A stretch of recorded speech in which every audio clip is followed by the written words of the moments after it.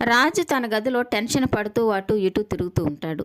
ఇక గదిలోకి వచ్చిన కావ్య రాజును చూసి, తిరగండి తిరగండి, భలే తిరుగుతున్నారే, మిమ్మల్ని అలా చూస్తుంటే భలే ముచ్చటగా ఉంది. నేను డెలివరీ కోసం లేబర్ రూమ్లోకి వెళ్తే మీరు టెన్షన్ పడుతూ తిరుగుతున్నట్టుగా ఉంది అని చెప్తూ ఉంటుంది. ఇక రాజు అయితే ఏడ్చినట్టుంది. నా బాధ వేరు, నా టెన్షన్ వేరు, నేను ఆలోచిస్తుంది వేరు. 5 లక్షల కోసం నా జీవితంలో ఎంత టెన్షన్ పడడం ఇదే మొదటిసారి అని చెప్తూ ఉంటాడు. ఇక కావ్య అయితే కోట్లు కోట్లు డబ్బులున్నప్పుడు అసమర్థులకి, స్వార్థపరులకి అపాత్ర దానం చేస్తే ఇలాంటి పరిస్థితే వస్తుంది.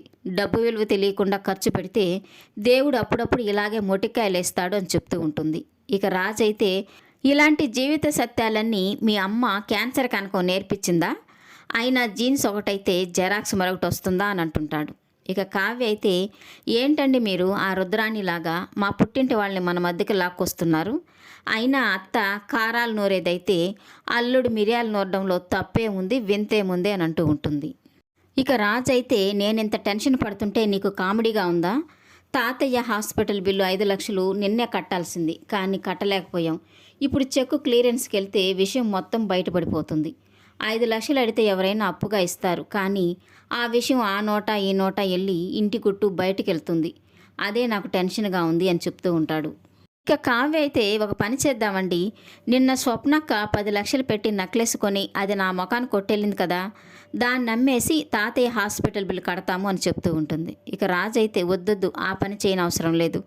మీ అక్కకి బాధ్యత తెలియపోవచ్చు, కానీ మీ ఇంట్లో గారాభంగా పెరిగింది, ఇక్కడ స్వేచ్ఛగా ఉంది, తను కొన్న నెక్లెస్ నమ్మేసి తనని బాధ పెట్టద్దు అని చెప్తూ ఉంటాడు. ఇక కావ్య అయితే, బాధ్యత లేకుండా స్వప్నక్క నెక్లెస్ కొనడం తప్పే కదండి అని చెప్తూ ఉంటుంది. ఇక రాజు అయితే, అలా చేయడం తప్పే.